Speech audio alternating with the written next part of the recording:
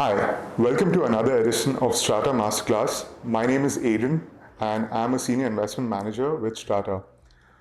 Today we're going to navigate asset management and commercial real estate. Joining me is Nitin Kumar from the asset management team. Hi Nitin. Hi, Aaron. Thank you for having me for the session. Always a pleasure. One of the most important aspects in investing in commercial real estate is not just the investing bit, but also the asset management bit. Nitin, perhaps you could tell us more about what entails in asset management in commercial real estate. Sure, Aaron. I know asset management plays a very crucial role in today's investment space, especially with commercial real estate as an ever-growing domain in India right now. It's very crucial for us to go through every nuances of an investment in the real estate space, considering that it's a tangible asset and it's physically existent and it's dependent on a lot of rules and regulations of the particular jurisdiction. So you need to have a professional asset manager appointed by the investors or by any ultra HNI investor in the particular property to manage. One major crucial thing is managing your tenant, right? So you will come across a lot of problems at the property, managing their grievances at the property and ensuring that they are retained the property for a longer run. That plays a very crucial role because rent yield on a property plays a very crucial, that becomes the cornerstone for your investment, right? So ensuring that the tenant is happy in the property and is able to pay your rents on time becomes very important thing. Apart from that, definitely you'll encounter a lot of property issues because it's a physical asset, right? So it's going to come across either wear and tear during its operations, and there may be issues related to some equipment within the building that's not functioning properly, that's affecting the tenant. So all these day-to-day operations are made be at an approval level. Let's say you have to deal with government officials, you have to go and run behind government officers to get the approvals in place. Work with few consultants to suggest us how any old equipment in the building has to be replaced. All these things have a net effect on the investors. Right. Operating income that he's going to receive on a month-on-month or a quarterly basis, right? So it's very important to ensure that all these things are, foreseen at an advanced stage and are managed on a, month-on-month basis and avoid any losses to the investor. So that's where, asset management as a, task or a responsibility becomes a very crucial part of the real estate space. Of course. But a lot of our viewers also want to know what does an asset manager do on a day-to-day basis, or how does your week look like? I think the common misconception is that, people think asset managers and property managers are the same. So I would first want to bring out the difference between a property manager and an asset manager, right? So asset manager looks at a portfolio or a group of investments that is done by same set of investors or different set of investors. It may be across different jurisdictions, different cities, or different asset classes. So ensuring that this asset is rent yielding, tenant is happy, and all the issues are resolved at a macro level is something what an asset manager does. What a property manager ideally does is a property manager is specifically appointed to the property. So they manage only the day-to-day operations. We don't get to the in-depth of property management as well, which I'll brief shortly. So our day starts with trying to understand what are all the ongoing issues in an asset. So let's say it's a real estate asset, it will come with issues related to your property. There may be some compliances which wouldn't have been renewed. It will be due for renewal, which the developer has not action on it. So it's our job to notify or reach out to the developer. And let's say there is no developer involved and Strata is completely managing that asset from end to end. It's our responsibility to reach out to respective consultants and get these approvals renewed on a timely basis. And if there are any issues that are flagged by the tenant, let's say there is any financial related issues, let's say that GST or tax or anything, there has been a wrong deduction either done by the tenant or we have not filed our taxes on time or the investor has not declared the taxes properly, it is our job to notify it to the respective stakeholders and ensure these things are lined up. And let's say the lease is about to expire, right? And we need to track those leases well in advance using our portfolio management trackers, and we are well aware of when the lease will be expire, when we should take notices from the tenant, and when we should reach out to the brokers and ensure that the releasing happens. So the churn period is less, right? So let's say if we are not updating ourselves or keeping track of these details, the property becomes vacant, and the investors are going to have A lot of vacancy or a questions. rental loss Right. during the Right. period. To avoid that, we need to ensure that these mitigation strategies are set in place. Let it be related to approvals, let it be related to leasing, let it be related to your tenant approval in the building or tenant happiness in the building, right? So these things play a crucial role on a holistic level to ensure the net operating income that you freeze at the beginning of acquiring the asset, right? It remains stable, right? These are Absolutely. Yeah. some risks you cannot foresee it. You would have foreseen at an advanced stage, but you cannot model it and you cannot quantify these risks.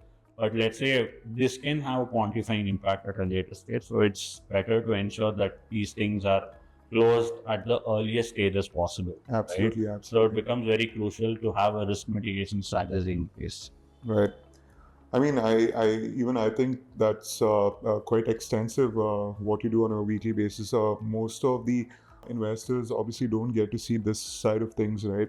They invest, and then it's all up to you to make sure that the investment goes on, right? To make sure that the tenant is happy and all the issues pertaining to the asset is taken care of. Yes. So that's good to know. A lot of our viewers also would like to know, Nitin, in commercial real estate asset management, what are some of the key performance indicators or metrics, that are taken into account to execute asset management successfully? Yeah. So maybe just to simplify, the answer to this question, we should rather bucket down what are all the major tasks that we undertake. Right. One of the primary thing is ensuring the net operating income or the rental yield to the investors are paid out on time, right? Right. That is one of the key performance indicators, Absolutely. right? So ensuring that the invoices are rolled out from from our finance team or from the investors whom you're managing goes on time, and the tenant pays before the due dates, and the investors are paid out on the same time, Right. becomes very crucial. So this helps in ensuring our turnaround time on rental payout as promised when the investment opportunity was launched, right? And the second criteria is to have your tenant relationship, right? So Absolutely. Yeah. how well you're able to manage the tenant plays a very crucial role. Let's say there is an issue between the property manager and the tenant, right? We as a landlord or the asset managers representing the landlords or the investors, right? So we need to understand what are all the nuances that can help the tenant and help the property manager to alleviate the dispute. Let's say, the common area AC is not working in the property, right? And obviously the tenant is going to want the common area to be functional, and the employees work using the facility has a good experience when they're visiting their office, right? Whereas the property manager is thinking from saving the energy in the building, right? So it can be both a good thing. You'll have to see how you can outweigh it, right? So we step in and we try to resolve it where we told the property manager to, switch on the common area air conditioning systems during the peak operating hours or peak hours in the morning when maximum inflow and outflow people is there. So the tenant is also happy and the property manager is also happy, and we are able to resolve the disputes then and there before it erupts into a larger issue, right? Right. And third thing would be releasing. So building good market connections plays a crucial role. Trying to understand what is going on in the market, how we are able to incentivize our investors. Let's say there is a vacancy coming up, right? A releasing opportunity coming up. We'll have to see what are all the ongoing market rentals, what kind of other requirements that are floating in the market. So we'll be at a better position to take a decision if you want to renew the lease with the same tenant for the rentals that is agreeable, or maybe release it to a new tenant, a brand new tenant, for a higher rental to go as on par with the market rentals, right? So it gives an upside to the investor rather than being locked in for the same rentals for the further period of the asset life cycle. Absolutely. Right? Got it, yeah. And fourth point would be how well we are able to maintain the compliance across our assets, right? So that is one of the major cornerstone for any asset manager. So ensuring minimum 80 to 90% compliance is bare minimum for Strata across all our assets in our portfolio. Balance 10% is your regular churn. Let's say your property tax, property insurance, or some renewal is always on the churn. So So you'll always have the 10% buffer. 100% compliance at all time is not possible because each of them have a different expiry rate. So having good awareness about all the licensed consultants across the market, at least have a basic knowledge of what are all the rules and regulations, any amendments of the rules and regulations of the local jurisdiction. All that awareness plays a crucial role so that when we have to renew it, we know how to navigate through the situation and ensure these don't affect, the investor. Investors may ask, how is it going to impact my approvals? Because tenant, being the end user of the asset, right? So for them, all these approvals plays a crucial role for them to operate out of that space. Yeah. If their operation from the premises are affected, obviously it's going to have an impact on my, rental cash flow that is going to be paid to the investors. Got it. Right? And apart from that, one more crucial KPI would be on how quickly we are able to, resolve the issues. Maybe, as an asset manager, it is very crucial that our turnaround times have to be, on par with, any other larger funds who are able to tackle issues faster. Exactly. Yeah. That plays a crucial role because the more we delay, the more penalties or the more issues get cropped up if one doesn't get resolved. So turnaround time plays a very crucial role. And apart from that, also ensuring that we are able to provide the returns to our investors as promised, while there may be a lot of other expenses that we may incur during the asset life cycle. At least trying to target to achieve that, nearing promised returns should be, one of the major performance indicators for any asset manager. That's great. So essentially, it's not just departments within Strata, but also a lot of stakeholders outside Strata as well that basically plays an important role, right? Be it the tenants, be it external approval agencies, and so on, right? So amazing. I think that is quite extensive what you do. So Nitin, of Strata's portfolio of 1,800 crores worth of assets under management, what are some of the notable projects that we see in the asset management side of things? Yeah, sure. Just to name a few, I think most of the investors and viewers will be aware that Strata recently acquired CCD or the Square asset in Bangalore. This is an iconic project that we acquired. So one, the location is iconic, so that's an easy sell to the investors, right? So apart from that, Strata as an asset manager, what we undertook was, one, the building was old. The land was being acquired at a premium price, right? So demolishing that building and investing money again into a brand new building construction was not feasible. So we did a cost feasibility study.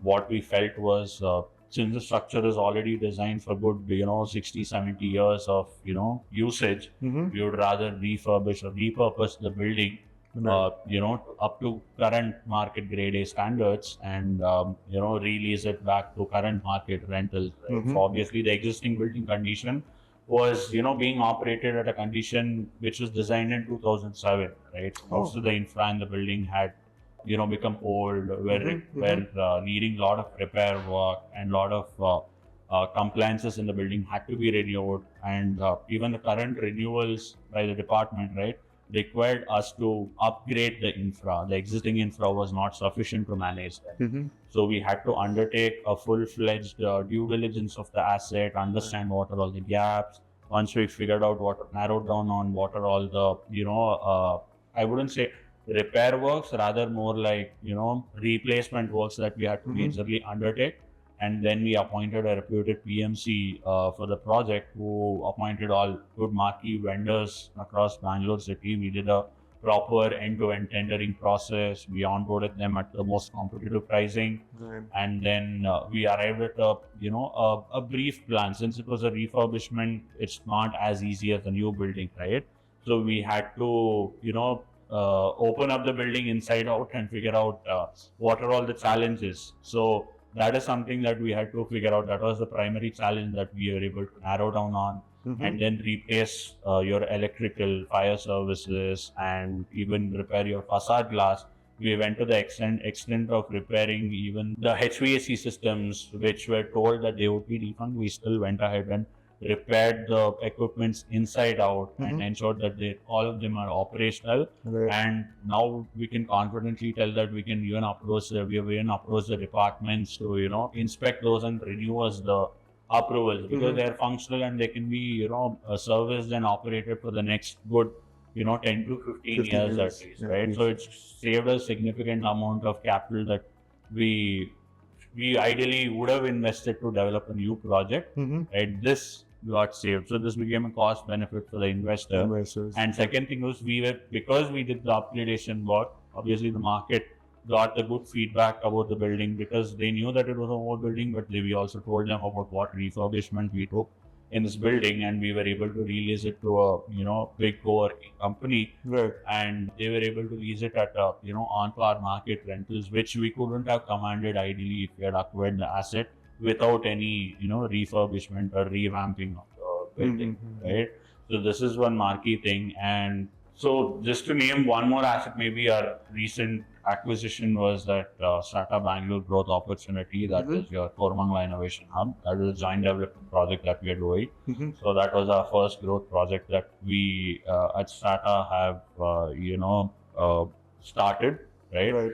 So just to give you a brief on the structure of this particular asset, the asset is structured in a way where there are multiple stakeholders or investors involved in the project, including our SPV. Along with it, there is an end user who's also invested in the project, and the landowner or the development manager who also owns the land is also a main stakeholder in that project. So it's a joint development project.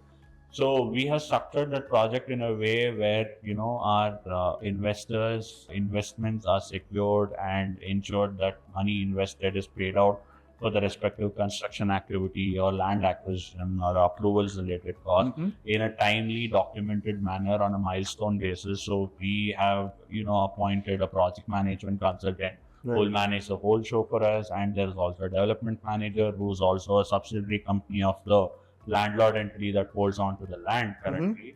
And we also have appointed a lender independent engineer, because the asset is structured in a way where we have deployed both equity and debt in the project. And debt component as well. Right? So this gives us not just one-step verification, not two-step verification. It gives us multifold level of verification, right? So the stakeholders are also keeping an eye on what is happening at the project, what kind of costs are being incurred in the project, and what kind of progress is being achieved in the project on actuals to what was being planned. And there are also these independent consultants who are reviewing these things and advising us on a timely basis if we are on track, and if there is anything that we are adopting in the project that is non-compliant or not as per the plan. So all these things are being watched at with a close eye, because I know there may be instances where the more number of people get involved, the more problems. But here we have structured in a way that respective stakeholders involved in the project have their own core responsibilities, and those things are achieved, right? So they have their own responsibility areas to ensure that these things are closed. So this helps us ensuring that proper consultants are advising us at the right time, and wherever the cost expenses are incurred, those the money is utilized in the right way, and the right set of materials or the quality assurance and quality control checks are kept in place by the consultant. So all these things are checked for when we are doing a project or development of a real estate asset from land stage, right? So these are some of the major challenges that any developer would encounter. We have tried to mitigate that by involving more expert consultants on board of this project. Got it. These are some of our assets which are in the development stages or under construction, right? What are your opinion about assets in our portfolio that are already constructed, that are already developed? So I think growth is one of the business model or a new vertical that we have launched, right? So apart from that, there are also assets which we have acquired, which were pre-leased, already constructed by a developer, right? So these kind of assets also entail its own challenges. Growth entails its development challenges, whereas assets that are already developed and released comes with own operational challenges, right?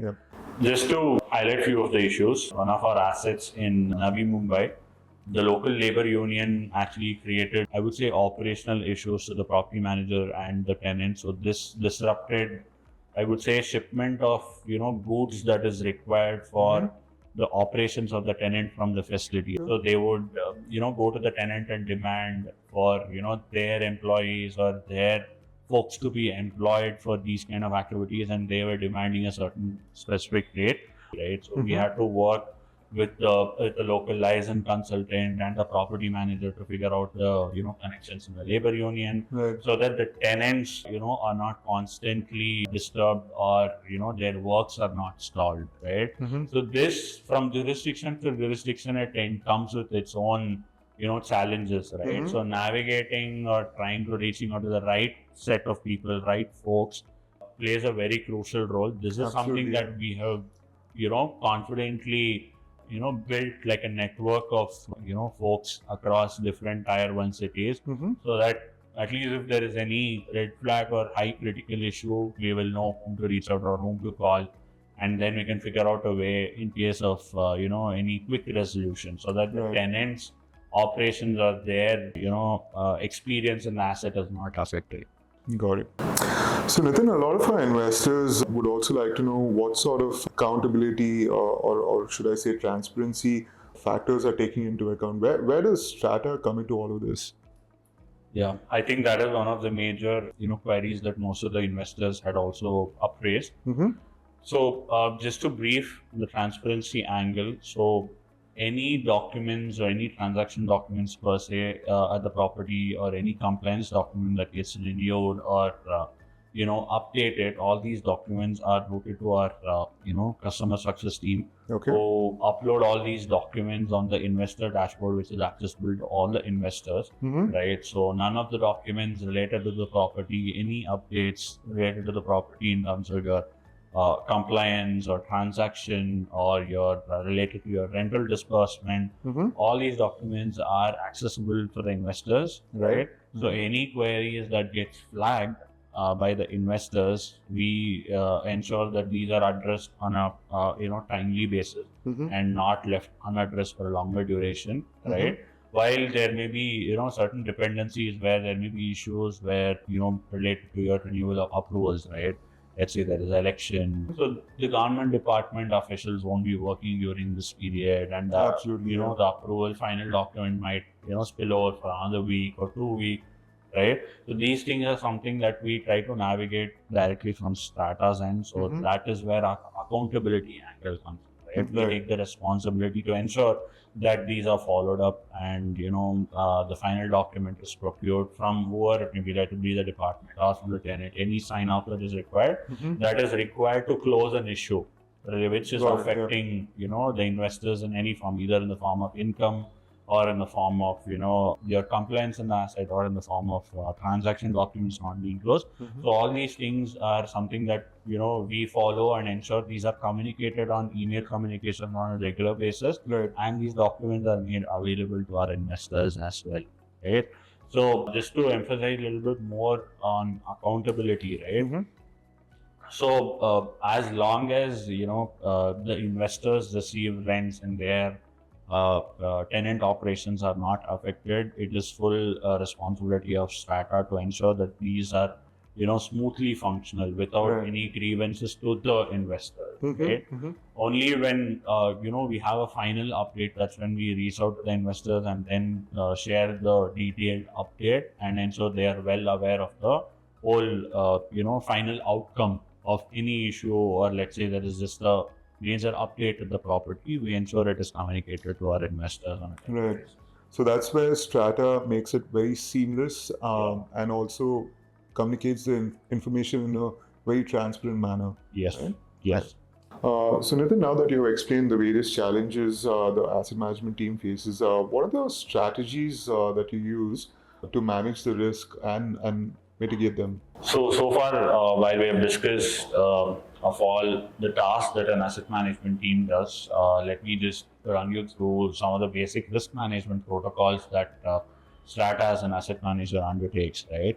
So let's look at it as two different asset classes. One is for our growth, and one for our pre-leased or vanilla acquisition of assets. So let's talk about vanilla acquisition of assets, Right. right? So these assets are already pre-leased and developed by a different developer, and it's already being operated by a property management company or by the developer itself, right? So our primary goal is to first understand and do a technical due diligence of the asset. That is our preliminary risk identification Absolutely, protocol or a step that we undertake, right? Right. So this helps us understand what kind of infra is there, if there are any issues with the ancillary or the supporting infra in the building, and if the building has any structural issues or any quality issues, right? And if the area of the facility that we are acquiring is same as what is being documented, right? So Right. tomorrow it shouldn't be like we are acquiring lesser area, right? And then Yeah. selling the asset back into the market will become difficult because anybody would check the basic area. Your area becomes your baseline for, the chargeable area on which you're being paid the rent for. Right. So that is one crucial thing. So with doing this activity, we don't do it in-house. We outsource it to, external consultant. The external consultants are usually any IPCs. They may be Colliers, JLLs, Savills, and just to name a few of the IPCs, right? So when we work with them, we give them access to the property. They take their surveyors, they take their team, review the whole asset, and try to understand what are the technical challenges in the property. Right. Along with that, since the building is developed by someone else, the approvals are obviously taken by the developer, right? So we need to ensure that these approvals taken for the particular building is as per what is being operated right now, right? So there are instances where, an industrial facility is developed and the approval is taken for, a commercial usage, right? Whereas an industrial usage approvals are different. Right? Absolutely. So in those cases, a due diligence consultant will have better idea where to look at in all these documents and ensure these things are mitigated at the early stage of acquisition, rather than facing any penalties from the government at a later stage for improper declaration or tenants' operations being affected, and let's say government officials come and stop the operation of the property, right? And even tenant will end up paying a lot of penalty on the premises, right? So all these things have to be mitigated in early stage. So this is your technical issues that can be mitigated. Apart from that, at a transactional issue level, we ensure that the flow of documents, the flow of transaction documents that is required for an asset is predetermined, right? We should ensure, let's say there is an asset where we are doing acquisition of the SPV, right? So we need to ensure that SPV that is already holding onto the asset holds the title of the property. We need to ensure all the documents related to holding the title of the property is in place. And if our investors are stepping in to acquire that SPV, we need to ensure the shareholding pattern of the SPV is priorly declared, and we need to make statutory or legal, amendments in order to incorporate our investors and exit the previous investors or previous sellers from the SPV, and ensuring those documentations are all set in place, right? So this becomes your, primary documentation to declare your ownership on the property. And then similarly, the lease deed between the SPV and the tenant is also in place, and the terms and conditions are also reviewed in prior to ensure that the payment terms, the invoicing terms, the escalation terms are in line with the financial returns that we have promised to our investors. If there is any deviation at an early stage, we speak to the seller or to the tenant to see if we can realign the terms and conditions of the contract to ensure that the returns are as per what we promised to our investors, right? On the third thing, it may be related to your operations, which I've already, I think, elaborated on. So ensuring that you have a close eye on the property manager, and ensuring all systems are functioning on a timely basis, and your AC supply, electricity supply, your water supply, everything goes to the tenant on a timely, on a proper, smooth operations is ensured at the property. This is something that we do, regular checks at least on a weekly basis, right? So these are your operational challenges. Right. Those are some wonderful strategies, Nitin. But how do you think we at Strata are different from other traditional asset management firms in the market?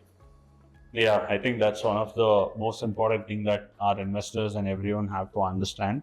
So just to state our major differences is that we work with both internal consultants and our in-house teams to better understand.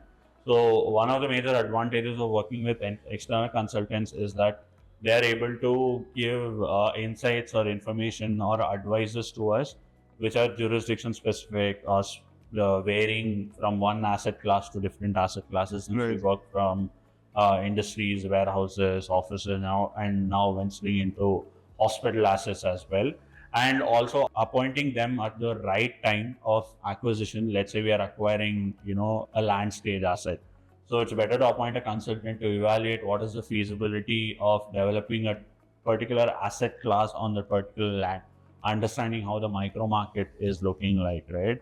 So it makes no sense. Just to give you an example, it makes no sense for me to go and develop, an office asset in Hosur, right? It will not be a sellable point. So Right. for us to, let's say I'm doing a very niche asset like, our hospital, recent hospital opportunity that we launched, where we appointed, an external consultant to do a greenfield study, and they went into the market, tried to understand what is the kind of, hospitals that are prevalent in the market, what kind of amenities are missing, and how, if we are able to partner with a hospital partner, what more benefits can be offered to that particular micro market, right? And try to understand what are all the zoning regulations, what are all the kind of development potential that is there, right?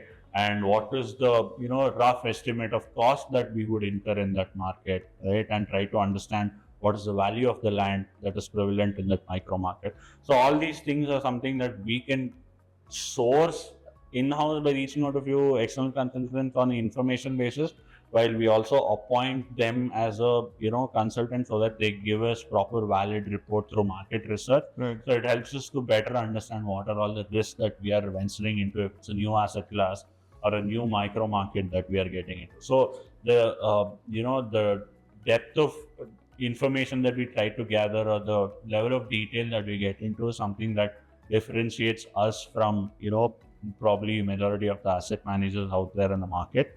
And uh, also working on different kind of contract structures across our growth project, or our vanilla pre-lease deals, where we work with a few architects, Right. reputed architects, or reputed consultants to advise us on how to manage the risk, how to allocate your cost risk, how to allocate your approval related risk, Right. and how to allocate your leasing risk. So as I told you, since we work with external consultants and in-house teams, it helps us to better understand, what kind of financial risk, commercial risk, transactional risk that are prevalent, in the real estate market, and how we can mitigate them in the assets that we acquire, right? So that is one of the major thing, how we can differentiate ourselves from other asset managers. Apart from that, one more thing would be our transparency, where we have dedicated platform which is accessible to our investor, where all the documents related to the SPV or the asset and how we acquired it, all the information is available, and we do regular valuation of the asset, right? So this keeps a check on what kind of value is prevalent in the market, and how we should strategize our next 1 or 2 years in the asset life cycle, right? So it helps us to get an idea. Let's say a tenant is going to leave. I know basis my recent valuation that the vacancy is going up. So it helps us to identify, or take a calculated decision on if we should do a releasing, or if we should re-strategize and repurposing the asset, or increasing the face value of the asset, right? So those kind of things we need to take a call basis, what is the value of our asset, and what is the prevailing market value of neighboring assets as well, right? Yeah, I think these are some of the major things that would differentiate us. So this would give comfort to our investors to understand that the assets in the portfolio are well managed, and all the issues are resolved on a timely manner, since that is our primary goal or a focus as an asset manager. Right. Those are some wonderful insights, Nitin. Just want to thank the viewers who are watching. This was a session on asset management, our masterclass. Thank you so much for joining us. Hope this journey into the asset management of Strata gave you the required insights to navigate your investments, not just with Strata, but in commercial real estate as a whole. Be more insightful and more productive. So thank you so much, Nitin, once again for joining us. Feel free to reach out to your investment managers if you have any further questions. And don't forget to hit like, subscribe to our channel as well. My name is Adrian Pereira, and thank you once again for joining.